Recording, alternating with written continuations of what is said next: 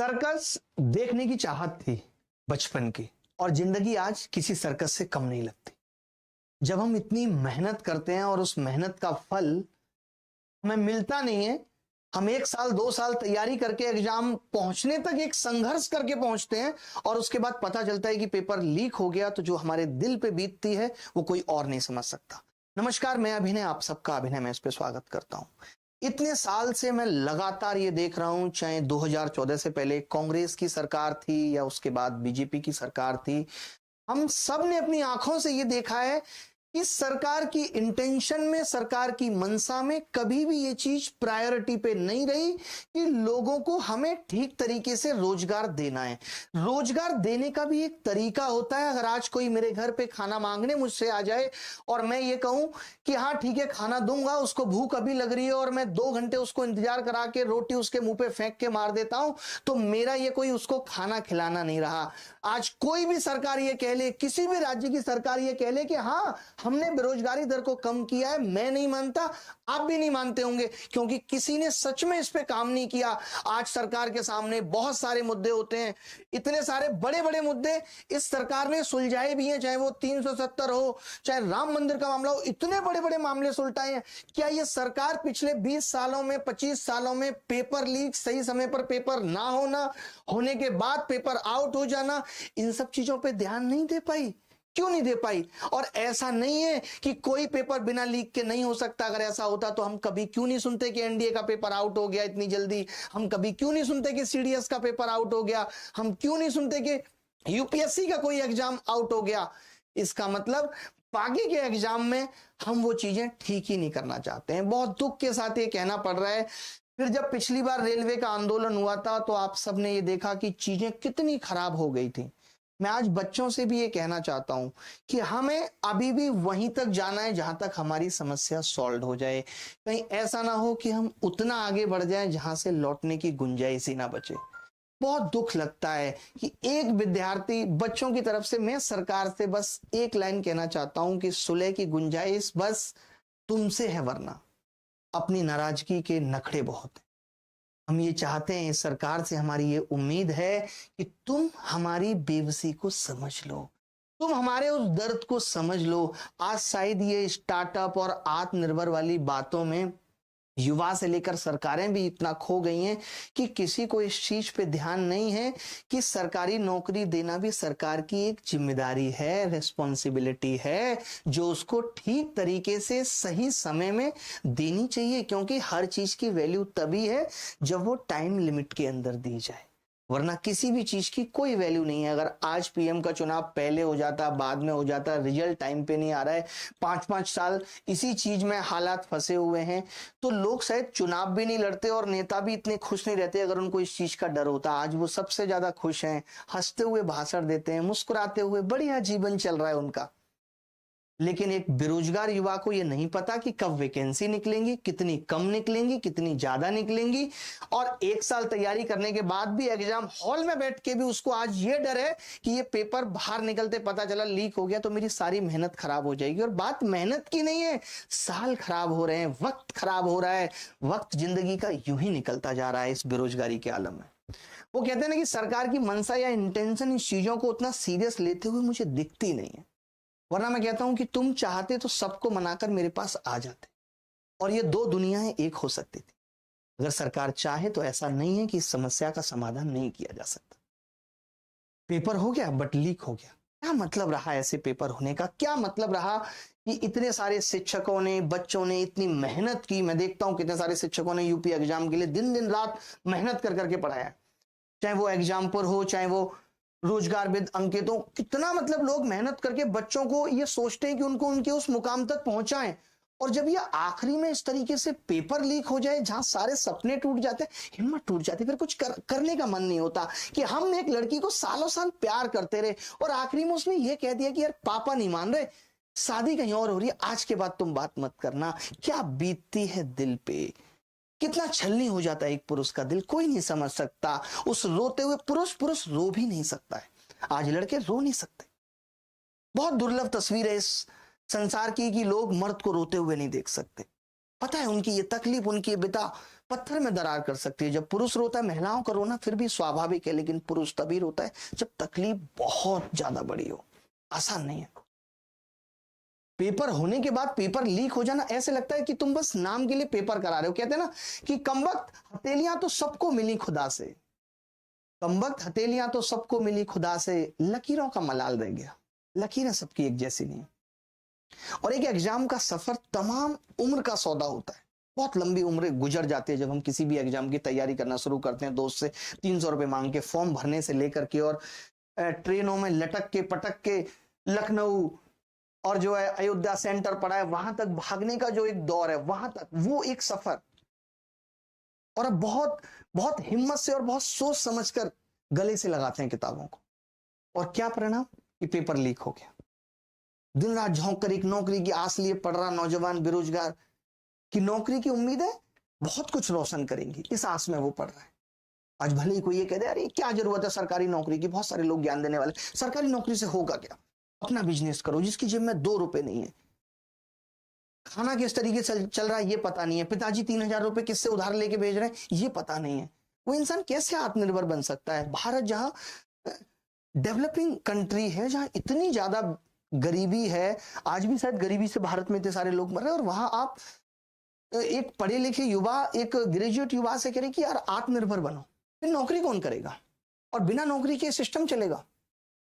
बस ऐसा लगता है कि तैयारी करना जिंदगी का हिस्सा बन गया है, और बस किए जा रहे हैं किए जा रहे हैं। कहते ना वो कि प्रेम पाने और प्रेम खोने के बीच की चीज ये बस है, ये तैयारी करना। नौकरी सोची आज हमने पाने से लेकर के और लास्ट में ये पेपर लीक तक के बीच का जो सफर है वो तैयारी है, और वही जिंदगी का हिस्सा बन गया है। बस तैयारी करनी है, कुछ मिलेगा नहीं। जो सोच के चले थे और जहां पे खत्म होगा उस बीच का जो दौर है वो तैयारी में गुजर जाएगा। और मैं एक चीज यहां पे कहूंगा कि अचानक से कुछ भी घटित नहीं होता, सब कुछ घट रहा होता है हर रोज थोड़ा थोड़ा। ये पेपर लीक की समस्या आज से नहीं है। मैंने भी 2013 में सीजीएल का एग्जाम दिया था। हमने प्री दिया दुर्गा जी, हमने मेंस दिया, और उसके बाद पूरा पेपर कैंसिल हो गया। प्री और मेंस दोनों कैंसिल हो गए। सोचिए क्या बीतती है। और मुझे पता है कि तभी मैंने और ज्यादा पढ़ाने पे फोकस किया था, फिर मैंने तैयारी छोड़ दी थी। नहीं मन करता तैयारी करने का कि यार आपने प्री दिया, इतनी मेहनत से प्री में सिलेक्शन हो गया, फिर आप मेंस दे रहे हो और पूरा पेपर लीक हो गया। वो 13 वाला एग्जाम 14-15 में जाके हुआ। 14 की ज्वाइनिंग हमारी 16/2000 दिसंबर में आई और खत्म हो गया तब तक सरकारी नौकरी का क्रेज। आज भी मैं ये सोचता हूं शायद मुझे 2012 में ही ठीक पोस्टिंग मिल गई होती, सही समय पे नौकरी लग गई होती, तो शायद मैं नौकरी कर रहा होता। अब पेपर लीक का बहुत खराब आलम हो गया है। आप कोई स्टेट देख लीजिए, कोई भी स्टेट देख लीजिए, ऐसा कोई स्टेट नहीं है जहां पेपर लीक नहीं हो रहा। और कई बार ऐसे मोड पे जिंदगी सोचती है यार कि मन को मना लेना ही बेहतर है कि यार नौकरी की जिद बस दुख दे रही है। ऐसा सोचते हैं बहुत सारे लोग, टूटने लगते हैं। इतने दिन से तैयारी की, खुद पढ़ा, शिक्षकों ने इतनी मेहनत की, और सच में उस बात पर यकीन होता है आज की कुछ भी कर लो, कुछ चीजें हमेशा अधूरी रह जाती हैं। इतनी मेहनत के बाद भी बहुत सारे सवाल दिमाग में आते हैं। और आज सवालों के कटघरे में खड़े होकर एक सवाल मैं सरकार के उन मंत्रियों से पूछना चाहता हूं कि तुम मेरी जगह होते तो क्या करते? तुम्हारे बच्चे सरकारी नौकरी की तैयारी कर रहे होते तो तुम क्या करते? तुम मंत्री नहीं होते, तुम्हारे दिल पे क्या बीतती? या खुद तुम अपने संघर्ष के दिनों को याद करो, जब तुम्हें एक उम्मीद थी कि हाँ शायद कहीं नौकरी लग जाए, तो तुम पे क्या बीतती थी? तो क्या आज किसी का फर्ज नहीं है कि इस चीज को बहुत उठाया जाए? आज एक कानून आया भी पेपर लीक पे, उसको जल्दी से जल्दी लागू करा के लोगों को सजा दी जाए। हर बार यही सोचकर तैयारी की, एग्जाम दिए कि बस ये संघर्ष की दास्तां अब खत्म होने वाली है, अब ये आखिरी सितम है, अब सब कुछ ठीक हो जाएगा, अब मैं भी अपने माँ बाप के चेहरे पे खुशियां देख पाऊंगा। बट हर बार वही हाल है।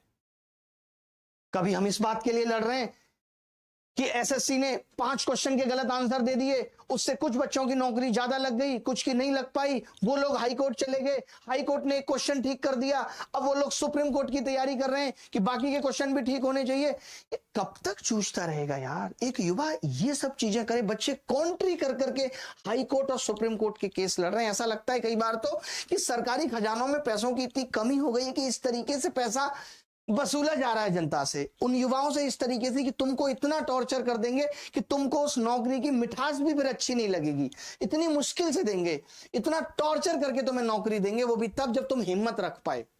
आज हम लाख मोटिवेशन दे लें कि पतझड़ के बाद तो बसंत आएगा, रात के बाद तो सुबह होगी, बट कोई आपको अगर ऐसे रूम में बंद कर देगा जहां लाइट ही नहीं आएगी सालों तक, तो आपकी सुबह कभी नहीं होगी। ऐसे मोटिवेशन से जिंदगी नहीं चलेगी। कितने बच्चे आज सोचते हैं कि छोड़ दूं तैयारी, बट वही है ना कि आज तैयारी छोड़कर ये ख्याल रहा और फिर जिंदगी भर इसी बात का मलाल रहा कि शायद कुछ और 6 महीने पढ़ लिए होते तो हम भी कांस्टेबल बन गए होते, हम भी एसआई बन गए होते, हम भी जीएसटी इंस्पेक्टर बन गए होते और हमारी जिंदगी भी खूबसूरत बीतती। और दुख इस बात का ही है कि चुनाव जीतने के लालच में तुम पहले वैकेंसी निकालते हो, फिर लालच दिखाते हो नौकरियों का। हम एहसास करने लगते हैं कि अब तो मेरे कंधे पे 3 स्टार आ जाएंगे, और जब हम डूब जाते हैं तैयारी में और अच्छे से पेपर दे के आते हैं और उसके बाद क्या होता है, पेपर लीक हो जाता है और सारे अरमान धुल जाते हैं हमारे। आज कितने लड़के रो रहे हैं, लगातार मैं मेल पढ़ रहा हूं, लोगों के मैसेज पढ़ रहा हूं। कौन समझता है लड़कों का दर्द? उसे तो रोना भी छुप कर पड़ता है, क्योंकि घर में सबकी उम्मीद उस पर है, सबने कह रखा है तुझे ही घर संभालना है। पेपर लीक पे कानून आया, योगी बाबा का अंदाज तो बुलडोजर वाला है, और उस दौर में लोग इतनी हिम्मत जुटा पा रहे हैं कि पेपर लीक करा दे रहे हैं। कैसे हो रहा है? फ्री में हो रहा है पेपर लीक। उससे पहले भी ये अफवाहें बहुत आ रही थी कि 20-20 लाख रुपए देकर के कांस्टेबल बना दिया जाएगा। उससे पहले भी ये अफवाहें थी। डर नहीं रहा, बुलडोजर का डर नहीं रहा है। जिन लोगों ने ये सब किया है, जब इतने बड़े बड़े बाहुबलियों के घर गिरा दिए गए, तो अब एक बुलडोजर इन लोगों पे क्यों नहीं चल सकते? और अभी तक बाबा का कोई बयान आया नहीं आया। तुम्हारे बदलने का दुख उतना नहीं है, हम तो अपने यकीन पर शर्मिंदा हैं। हमें लगता था कि तुम सबको निपटा दोगे, और राजा का फर्ज है प्रजा के प्रति कि कैसा हो। भगवान श्री राम ने भी सिखाया है हमें। आज जब सरकारों को बेरोजगारों का दर्द नहीं समझती, तो बस यही लगता है कि यहां अपना दर्द अपने अलावा कोई समझने वाला नहीं है। किसी को फर्क नहीं है कि लोग किस तरीके से धक्के खा के पहुंचते हैं, फिर वो उसके बाद आंदोलन करेंगे। उसके बाद अभी तो सोचिए, आपने गलती कर ली, अब सरकार ये कह रही है कि आप ये प्रूफ करो कि पेपर लीक हुआ है। सरकार ये मान ही नहीं रही कि पेपर लीक हुआ है। वो क्यों मानेगी? क्योंकि वो खुद भी इन्वॉल्व होगी। क्या पता, हमें क्या पता। और आप तो यही कहेंगे कि जब आप सच को झूठ बता रहे तो शायद आपकी खुद रजामंदी होगी इस पे। कितने दिन से, कब से, कितना लड़े। अब ऐसा लगता है कि शिकायत करने से बेहतर है कि खामोश रहना, जब सामने वाले को फर्क ही नहीं पड़ रहा। हर एग्जाम के बाद हम और आप आ जाते हैं, हम यूट्यूब पे वीडियो बनाने आ जाते हैं। आपको लगता है कि नहीं यार, शिक्षक बोलेगा तो एक हिम्मत मिलेगी। आप लगातार लड़ाई कर रहे हैं ट्विटर पे। अब ये हालत हो गया है डर से कि लोग यूट्यूब पे भी आमरण अनशन कर रहे हैं कि किसी बात से तो फर्क पड़े। इतनी कोशिशें कोई करेगा, और कब तक कोशिश करता रहेगा? चुपचाप सहते रहो तो अच्छे हो, बोल पड़ो तो आपसे बुरा कोई नहीं है। बट हक की लड़ाई है, ये देश मेरा भी है, मैंने भी यहां जन्म लिया है, ये मिट्टी मेरी भी है। मैं अपने हक की लड़ाई लड़ूंगा, क्यों नहीं लड़ूंगा? हर कोई कह देता है सही समय का इंतजार करो। कब आएगा वो सही समय, ये कौन बताएगा? हर कोई कह देता है एक दिन नौकरी मिल जाएगी, हर उलझन का समाधान हो जाएगा। आखिर में कब आएगा वो? आखिर कब बदलेगी इन युवाओं की भी जिंदगी? हम भी पढ़ाते पढ़ाते थक गए यार, कि कितना पढ़ाएं, पढ़ाते हैं, इतनी मेहनत करते हैं, और उसके बाद ये सब। हमें भी दुख होता है। हर आदमी ने भर भर के पार्टी को वोट दिए, तो अब शिकायत किससे करें? हमने तो सबको यही कहा था कि इससे बेहतर कोई विकल्प नहीं है, ये हर समस्या का समाधान कर देंगे। और एक समस्या लगातार 15 साल सरकार चलने के बाद भी अगर खत्म नहीं हो रही है, इसका मतलब कि आप उस समस्या को खत्म करना नहीं चाहते। कई बार लगता है कि यार सब कुछ जिंदगी में नहीं मिलता, बट कुछ तो मिले, इतना बेसिक तो मिले कि जिंदगी जी सकें। क्या क्या छोड़ दें मुस्कुराते हुए? कि आज नौकरी की तैयारी छोड़ दें, कल बिजनेस में जाएंगे, चला नहीं चला किसी से उधार लेके करेंगे, लोन लेंगे। आज जो हमारा देश का युवा है, वो क्यों इतने शॉर्टकट अपना रहा है कि वो ड्रीम 11 पे टीम बना रहा है। वो मेरे को इतने सारे मेल आते हैं कि वो ट्रेडिंग में पैसा गंवा रहा है। क्यों? क्योंकि उसको पता है नौकरी नहीं मिली, चलिए कुछ और शॉर्टकट ढूंढ लेता हूं पढ़ाई, पैसे कमाने का। क्योंकि पैसा तो जिंदगी जीने के लिए चाहिए, बिना पैसे की जिंदगी नहीं चल सकती। तो मैं ये भी देखता हूं कि आज हमारे देश का युवा ये नौकरी ना मिलने की आस में जो उसका मनोबल टूट रहा है, उसमें वो अपना समय भी खराब कर रहा है। कोई रील बना के खराब कर रहा है, कोई रील देख के खराब कर रहा है। हम देश को किस दिशा में लेके जा रहे हैं, और कब तक? हमें तो इस युवाओं से ही उम्मीद थी। मोदी जी ने तमाम बार ये बात कही कि आज हमारे देश में इतना युवा है, हमारे देश का भविष्य युवाओं के हाथ में। कौन सा युवा? ये युवा तो अब बुढ़ा हुआ जा रहा है नौकरी की आस में, 5-5 साल तैयारी कर रहा है रेलवे की, और फाइनल ज्वाइनिंग नहीं हो रही। आज पीएचडी किया हुआ बंदा ग्रुप डी रेलवे का फॉर्म भर के रेलवे के ट्रैक से पत्थर उठाने को तैयार है। किसकी आत्मा ये गवाही देती है? इतना पढ़ लिख जाने के बाद भी एग्जाम सेंटर तक पहुंचना भी एक लंबा सफर है। कितना वक्त लग जाता है, एक दिन में पेपर लीक और बस सब अचानक से तबाही। कहते हैं ना, सालों से प्रेम में थी और एक दिन आकर बोली कि पापा कहीं शादी और कर रहे हैं, बात नहीं हो पाई। कितना टूटा हुआ फील होता है। जो सपने जब चाहकर भी हासिल नहीं हो सकते ना, उनकी याद में रोज रोज जो मिटना पड़ता है, ये हाल है आज के बेरोजगार का। बाप के कंधों की जिम्मेदारी, मां की आंखों में बसे सपने मजबूर करते हैं पढ़ने को, वरना कोई नहीं चाहता यार कि करोड़ों की जवानी एक 20 गज के कमरे में से लग रही है। किसी को अच्छा नहीं लगता। बस जिम्मेदारियां हैं, कंधों पे बोझ है, माँ बाप के फर्ज अदा करने, उनके कर्ज उतारने, लेकिन हार तो नहीं मानेंगे। फल तो ढूंढ लेंगे, आज नहीं मिलेगा तो कल ढूंढ लेंगे, हिम्मत तो नहीं हारेंगे। जितना मर्जी चैलेंजेज हो, नौकरी तो लेके रहेंगे, ये हमारा हक है और हम छीन के रहेंगे इस हक को। एक बात याद रखना, कमजोर, ये मैं सरकार से कहना चाहता हूं कि कमजोर जब जुल्म से तंग होकर टक्कर लेने का फैसला करता है तो बड़े बड़े ताकतवर को भी तबाह कर देता है। तो इसलिए सरकार को खुद आगे बढ़ के, जहां 50 लाख लोग 60,000 नौकरियों के लिए फॉर्म भर रहे हैं, तो वो एक छोटा नंबर नहीं है। इसी से आलम या अंदाजा लगाया जा सकता है कि बेरोजगारी का आलम क्या है, कि जहां मौका मिला वहां हम चले गए कि यार जल्दी से फॉर्म भर के कोई तो नौकरी पकड़ लेते हैं। आज कांस्टेबल ही सही, बट हाँ ये सिक्योर हो जाएगी, उसके बाद और तैयारी करेंगे तो आगे बढ़ जाएंगे। और बहुत सारी प्रॉब्लम है सिस्टम में। वेटिंग लिस्ट के लिए कहते कहते हम लोग हार गए हर एग्जाम में, कि लोग नौकरी छोड़ते हैं, उससे पीछे वाले को नौकरी मिलनी चाहिए। बार बार उसको तैयारी में क्यों कुदाया जाए? इससे क्या फायदा हो रहा है सरकारों का, सिवाय कोचिंग सेंटर के? कोचिंग सेंटर तो यही सोचता है कि इस बार नहीं हुआ, चलो अब दोबारा पेपर होगा तो दोबारा से फिर पढ़ाने का मौका मिलेगा। पूरी ना सही, आधी फीस ले लेंगे, बट पढ़ाने का मौका मिलेगा। और ये चीटिंग है, और cheating is a choice, not a mistake. ये मिस्टेक नहीं है, गलतियां माफ हो सकती हैं, छल कपट छलावा ये माफ नहीं हो सकता। टू गिव नौकरी is responsibility of government, not a choice. सरकार की चॉइस नहीं कि वो हमें नौकरी देना दे, उसकी रिस्पॉन्सिबिलिटी है।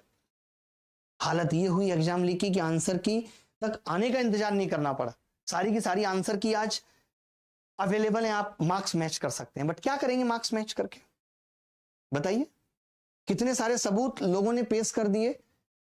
विवेक भाई एग्जाम्पल वालों ने सब कुछ दिखा दिया कि पेपर 11 बजे से था, 9:06 पे आंसर की आ गई थी। और कितने सबूतों की जरूरत है? और सरकार ये मानना चाहती क्यों नहीं है? मैं तो कहता हूं मानना नहीं चाहती, उसे मानना है नहीं मानना, वो इतना ही कह दे कि हम इस चीज की जांच कर रहे हैं कि पेपर आउट हुआ है नहीं हुआ। अभी प्राइमा फेसी हमें लग रहा है कि शायद नहीं हुआ है, बट हम कोशिश फिर भी करेंगे। जहां इतने सारे लोग सवाल खड़ा कर रहे हैं, जहां इतने सारे लोग आंदोलन करने के लिए तैयार हैं, कोई आमरण अनशन कर रहा है यूट्यूब पे, तो वहां 1% तो सोचना बनता है ना कि हम इस चीज पे ध्यान दें। रीजनिंग के डायग्राम आप देख रहे हो, हूबहू यूं ही उतर गए। समझ जाइए कि कितनी तसल्ली से नकल हुई है, और ये बात सरकार तक नहीं पहुंच रही। सेंटरों पे इतनी सेफ्टी थी कि लड़कियों के कान की बाली उतरवा ली, लड़कों के हाथ के कलावे भी उतरवा ली। इससे यही लग रहा कहीं ना कहीं एग्जाम बड़े अच्छे से हो जाएगा। बट बात सेंटरों से निकल की होती तो फिर कुछ और थी। यहां तो पेपर 1 घंटे पहले ही बाहर आ गया था। ये सब तो नाटक था। और एग्जाम का लीक होना ये कोई एक खबर नहीं है, थप्पड़ है उन तमाम मेहनतकश विद्यार्थियों के सपनों पर, जो ये सोचकर बैठा है कि इस जॉब के बाद उसके परिवार के सारे दुख दूर हो जाएंगे। वो भी एक ऐसी जिंदगी तो जी पाएगा जहां 2 वक्त की रोटी के लिए संघर्ष नहीं है। 60,000 पद थे, 50 से 60 लाख लोगों ने फॉर्म भरा। बहुत दुख होता है सुनकर कि इतने सारे लोगों के कैरियर के साथ बुरा हुआ। कि कहते हैं ना कि रिश्वत से आप महल बना सकते हो, बच्चों का भविष्य नहीं है। वर्तमान में गलत साबित हो रही है। आज रिश्वत से भविष्य बनना है बच्चों का, और ये हमारे प्रदेश के लिए दुर्भाग्य की बात है। उत्तर प्रदेश का मतलब क्या है कि उत्तर पहले आ जाएंगे एग्जाम के।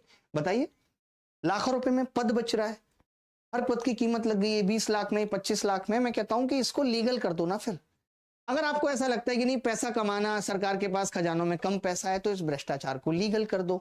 जहां हमारे देश में रिजर्वेशन ऑलरेडी है कि जनरल को इतनी सीट मिलेंगी, ओबीसी को इतनी मिलेंगी, एससी एसटी को इतनी मिलेंगी, इकोनॉमिक वीकर सेक्शन को इतनी मिलेंगी, एक सेक्शन और बना दो, एक सेक्शन भ्रष्टाचार का और बना दो, जहां पे आप कह दो कि जी 150 सीट बिकाऊ है, तत्काल खुलेगा सुबह 10:30 बजे।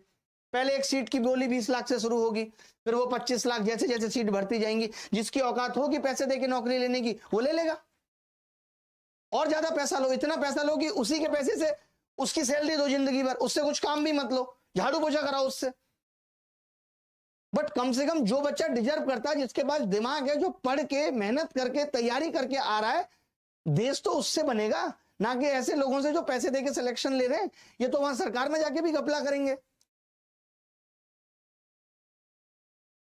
यहां छात्र पहले पढ़ाई करे, फिर पेपर लीक का भी पता लगाए, उसके बाद छात्र सबूत दे, और फिर वो अपने साथ हो रहे अन्याय के लिए लड़े। इतना सब होने के बाद भी छात्र का ही समय और उम्र बीती रही है। रिश्तेदार लोग क्या कहेंगे, क्या सोच रहे हैं, हर कोई ये पूछ लेता है कि बेटा आजकल क्या कर रहे हो। कई बार मन ऐसा सोचने लगता है कि यार इस दुनिया में मतलब कितनी दुनियाएं खाली पड़ी हैं और हम यहाँ नौकरी की कसम अपनी जिंदगी गंवा रहे हैं। बहुत बुरा लगता है। आप देखेंगे आज मैं आपके सामने लेके आया हूँ ये यूपी में हर साल 2017 में दरोगा भर्ती हुई, 2018 में ये एग्जाम सारे लीक है ना, सब एग्जाम लीक हुए। देखिए यूपीपीसीएल, ये आप देखो, जो लोग इस वीडियो को देख रहे हैं, जो मीडिया चैनल या कोई भी जहां तक भी ये वीडियो पहुंचती है, इसको एक बार देखो। ये ग्राम विकास अधिकारी का पेपर लीक हुआ, 2019 में यूपी टेट का एग्जाम लीक हुआ, यूपी बोर्ड परीक्षा, उसके बाद 2021 में ये सारे परीक्षा लीक हुई। सब लीक ही है ना। एक आध कोई लीक ना हो, गलती से ज्यादा लिख गई हो तो बुरा मत मानना, बट इतनी लीक हुई है। उत्तर प्रदेश का रिक्रूटमेंट बोर्ड क्या कह रहा है कि प्रारंभिक जांच में पाया गया कि अराजक तत्वों द्वारा ठगी के लिए टेलीग्राम की एडिट सुविधा का प्रयोग करके सोशल मीडिया पर पेपर लीक संबंधी भ्रम फैलाया जा रहा है। बोर्ड एवं यूपी पुलिस इन प्रकरणों की निगरानी के साथ इनके सोर्स की गहन जांच कर रहा है। परीक्षा सुरक्षित एवं सुचारू रूप से जारी है।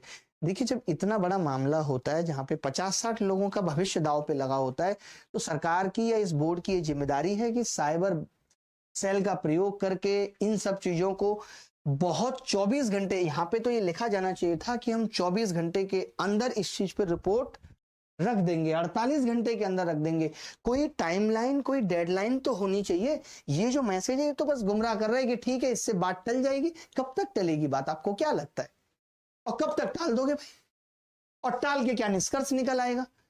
कोई मतलब इस बात का नहीं है जहां पे आप कोई टाइमलाइन ही नहीं दे रहे। आप देखो लोग कैसे, अब देखो ये क्या हालत होती है भाई साहब। सेकंड, ऐसे बच्चे पेपर देने जाता है, इतनी भीड़ होती है, कोई बच्चा बेहोश होके गिर गया, कुछ भी हो रहा है, इतनी कसम के बाद, इतनी मेहनत के बाद एक बच्चा सेंटर तक पहुंचता है। कौन समझ सकता है उसका दर्द? मैं समझ सकता हूं, मैंने खुद 6 बार सरकारी नौकरियों में बैठा है और पेपर तो बहुत सारे दिए हैं। कैसे हम पिताजी के साथ सुबह 4 बजे बस से निकलते थे, किसी को मोशन सिकनेस से उल्टी आ रही है, माँ के हाथ का पराठा पैक करा के कि बाहर से खर्चा पड़ेगा, इन हालातों से गुजरता है। और मुझे लगता है कि हमारे देश के मैक्सिमम नेता और वो सब भी यही कहते हैं कि हमने तो चाय बेची, हम उन हालातों से गुजरे, तब भी आप इन हालातों को नहीं समझ पा रहे। इतना दुख लगता है, शर्म आनी चाहिए मुझे लगता है। और बहुत स्ट्रिक्ट, कितने हम लोग आज 8 साल से चिल्लाते चिल्लाते मर गए कि हमारे देश के प्रधानमंत्री साहब कभी बेरोजगारी पे बोले, लेकिन जब भी बेरोजगारी पे बोले तो उन्होंने यही कहा कि बेरोजगारी को हमने बहुत हद तक मिटा दिया है, खत्म कर दिया है। योगी जी का फोन आ रहा है, एक मिनट योगी जी से बात करना चाहूंगा। हेलो योगी जी, नमस्कार। मैंने सुना था आपको बुलडोजर बाबा कहते हैं, और हमारे प्रदेश के अंदर जहां 60 लाख लोग पेपर देने जा रहे हैं, जहां 60,000 लोगों को नौकरी मिलेगी, उनका भविष्य दांव पे लगा हुआ है। बाबा कब ये बुलडोजर चलेगी? क्या पेट्रोल खत्म हो गया? तो डीजल डाल देते। कड़ी से कड़ी कार्रवाई, आपका तो अंदाज है वो जो आप डॉन की तरीके से करते हो, एकदम कांचा चीना वाला, कि कड़ी से कड़ी कार्रवाई की जाएगी और हथकड़ियां डाल के लोगों को जेल भेजा जाएगा। बाबा आपसे ये उम्मीद नहीं थी। आप तो अभी उस दौर से खुद गुजरे हो, आपने खुद इतना संघर्ष देखा है। आप तो कुछ साल पहले युवा ही थे और बैचलर तो आप आज भी हो। आप इस दर्द को बेहतर समझ सकते हो कि लोगों की आपसे कितनी उम्मीदें, सब आपकी तारीफ करते हैं। सिर्फ इसी राज्य में नहीं, बाकी और राज्यों में भी लोग आपकी तारीफ करते हैं। आप बड़े कड़क हैं, आप बड़े कड़क हैं, पत्नी से भी ज्यादा कड़क हैं। तो आपको दिखानी पड़ेगी अब वो कड़कनेस, आपको चलानी पड़ेगी वो बुलडोजर उन लोगों पे। ऐसे लोगों को जेल पहुंचाना पड़ेगा जब तक ये खौफ नहीं बनेगा। आज आपने यूपी में इतना क्राइम रोक दिया, कैसे? डर से। वो डर, वो डिटरेंस पैदा करनी पड़ेगी उन लोगों में भी जो पेपर आउट करते हैं। आपको बहुत सारे अपने अधिकारियों को भी छुट्टी करनी पड़ेगी, उनको भी जॉब से निकालना पड़ेगा जो इसमें इन्वॉल्व हैं। तो बाबा आपसे ये गुजारिश है कि बच्चों की सबकी तरफ से मैं ये गुजारिश करना चाहता हूं कि आप इस पे कड़े से कड़ा एक्शन लें। मुझे पता है आज आप बहुत बिजी हैं, आपको एयरपोर्ट भी बनाना है, चुनाव से पहले आपको फिल्म सिटी भी चालू करनी है, आपको अक्षय कुमार कंगना रनौत से भी हेलो हाय करनी है, बट यहां बच्चों का भविष्य दांव पे है, एक बार इस पे भी ध्यान दें, बस यही गुजारिश है आपसे। बाकी आप बड़े खूबसूरत लगते हैं, सब जानते हैं। इसके बाद मैं आगे की कहानी करूंगा। मैंने बिना कहे बाबा का फोन काट दिया, मुझे खुद दुख लग रहा है, लाइन पे है। ये आप देखो इस तरीके की हरकत हो रही है, यूपी कांस्टेबल भर्ती का पेपर दे रही है सनी लियोन। इतने बुरे हालात इनके आ गए, बताओ। क्या आपको लगता है कि उम्र के हिसाब से और इनके, क्या बोलूं, इनके जलवों के हिसाब से आपको लगता है कि इनका पेपर होना चाहिए? मतलब आप क्या कर रहे हो कि किसी बच्चे ने ये फॉर्म भर दिया, इनकी फोटो लगा दी, वैसे आप देखते होगे। मैंने ये इसलिए लिया, आप सोचेंगे, आपका जवाब होगा काउंटर कि सर इसमें क्या है, किसी बच्चे ने फोटो लगा दी होगी तो एडमिट कार्ड जारी हो गया। आप लोगों को याद है कि अभी पिछले बार हम लोगों ने आंदोलन, एक प्रोटेस्ट इसी बात पे किया था कि एसएससी ने बहुत सारे बच्चों के एडमिट कार्ड नहीं जारी किए थे, फॉर्म कैंसिल कर दिए थे कि उनका चश्मा ठीक नहीं था। इसका मतलब तो आप फोटोग्राफ चेक करते हो, और जब आप फोटोग्राफ चेक करते हो तो आपने ये फोटोग्राफ नहीं चेक किया, कह रहे नहीं इसे देख के तो मजा आ रहा था, हमने कहा इसको ही पेपर देने दो। मैंने तो अपने घर के रिश्तेदार हैं 2 टीचर, उनको ही भेज दिया था कि इनकी ड्यूटी लगाऊंगा जहां पे इसका सेंटर है। कह दिया था पूरी पूरी सेल्फी लाना, 10-10 मिनट के क्लिप भी लाना। कौन से? सब तो अवेलेबल है। मतलब सोचिए क्या हो रहा है, मेरी समझ में नहीं आ रहा। ये देखो, ये भाई साहब हैं, इनका क्या नाम है जी? ये चंद्रपाल सिंह, सीपी सिंह, बहुत बढ़िया नाम है इनका जी। ये विधानसभा डिवाई से विधायक है भाई साहब। और भाई साहब ने पहले बताया कि ऐसे ऐसे पेपर लीक हुआ है, टेलीग्राम में ये सब वो सब आया है। फिर उन्होंने कह दिया जी जो पेपर घूम रहा है मार्केट में वो मेरा नहीं है, क्योंकि मेरे साइन नहीं है। अब पता नहीं इस पे साइन करना भूल गए थे या प्रेशर आ गया और बाद में अपनी बात से पलट गए, क्योंकि यहां तो देख के यही लग रहा है कि 62-91-33 इनका है और 62-91-42 इसका है नंबर है, यानी कि इसके बाद ही ये लेटर बना है। नहीं तो अगर ऐसा है तो आप इसी नंबर का एक लेटर और जारी कर देते कि वो लेटर भी फर्जी है। मुझे तो नहीं लगता कि ये लेटर जिस अंक जिस तरीके से लिखे हुए हैं कि ये फर्जी है। तो सोचिए नेताओं का भी ये हाल है कि भाई साहब को अब पता है कि चुनाव भी आ रहे, जीतने हैं, तो युवाओं के साथ खड़ा रहना है, खड़े रहने की कोशिश की थी, ऊपर से प्रेशर आया, फिसल गए बाबूजी, बोले नहीं हो पाएगा हमसे। बताइए तो ऐसे कैसे चलेगा? मतलब मैं यही देखता हूँ यार, कितने बुरे हालात, कैसे बच्चे। और देखिए उसके बाद भी जोश है इनमें, इनको लगता है नहीं यार हम देश, सही में ऐसे लोग देश को आगे लेके जाएंगे, जिनके अंदर इतना जज्बा है, जिनके अंदर इतना संघर्ष करने का जज्बा है, वो लोग देश को आगे लेके जाएंगे। क्या बात कर रहे हो आप? इनसे उम्मीद है और आप इन्हीं की उम्मीदों पे पानी फेर रहे हो। एकदम मजेदारी नहीं आई, बिल्कुल भी मजेदारी नहीं आई। ये पेपर देखिए पहले इस तरीके से आउट हुआ था और अब तो ऑनलाइन है। पहले भी पेपर आउट हो जाते थे, बहुत होते थे, लोगों को सजाएं भी मिलती थी, बट क्या होता था कि पेपर जो आउट होता था तो उतना फैलता नहीं था। अब क्या हुआ है, आपको पेपर आउट हुआ, आपकी फ्रेंड है जॉली, आपने जॉली को जॉली नेचर के हिसाब से भेज दिया, जॉली के मौसी का बेटा भी पेपर भेज रहा, उसने पेपर ले लिया, उसका दोस्त साथ में बैठा हुआ तो पेपर नहीं दे रहा था, उसको लगा कि यार इसका सिलेक्शन हो जाएगा, हमारा क्या होगा, ये तो गलत हो गया, तो उसने खबरें फैलानी चालू कर दी कि ये पेपर आउट हो गया। इस तरीके से चीजें बाहर आ जा रही हैं। ऐसा थोड़ी चीजें यूं ही बाहर आ रही हैं। जब पेपर पहले ही बाहर आ गया तो परीक्षा कराई क्यों जा रही है? आप ऐसे तुक्के से नौकरी दे दो किसी को भी, भले ही उसकी सैलरी मत देना 10 साल, क्योंकि रिश्वत हर आदमी को तो देने के लिए है नहीं, उतना तो वो नौकरी के नाम पे दहेज ले लेगा। वो बहुत दुख की बात है, बहुत दुख लगता है। देखिए मैं तो यूपी एग्जाम के लिए उतना पढ़ाता भी नहीं हूँ, आप सब अच्छी तरीके से जानते हैं। इतने बड़े बड़े चैनल ऑलरेडी यूपी एग्जाम के लिए पढ़ा रहे हैं, इतने अच्छे अच्छे शिक्षक यूपी एग्जाम के लिए पढ़ा रहे हैं, इतने मन से पढ़ा रहे हैं, तो मुझे उन सब के लिए भी मेरे दिल में जो है सहानुभूति है कि यार इतनी मेहनत के बाद भी जब वो लोग ये उम्मीद करते हैं कि हमारा बच्चा सेलेक्ट होके आएगा, एक टीचर के लिए सबसे खूबसूरत लम्हा और सुकून की बात यही होती है कि उसके बच्चे सेलेक्ट होते हैं, ये उसके लिए सबसे खूबसूरत बात है। बट उसके बाद भी ये ना होना बहुत गलत हो रहा है। लेकिन इन सब चीजों के लिए आवाज उठनी चाहिए और आवाज उठ रही है, और क्यों ना उठे, हक है हमारा। ये देश मेरा भी है, ये देश सिर्फ नेताओं का नहीं है, ये देश सिर्फ पैसे वालों का नहीं है, ये देश सिर्फ उनका नहीं है जिन्होंने कोई मंत्री पद हासिल कर लिया, जिन्होंने कोई बहुत पोस्ट हासिल कर लिया। देश हम सबका है, ये देश हम सबसे बना है, लोकतंत्र है। कैसे कोई मेरे अधिकारों का हनन कर सकता है? इसके लिए मानव अधिकार आयोग बैठा है, सबके अधिकारों की बात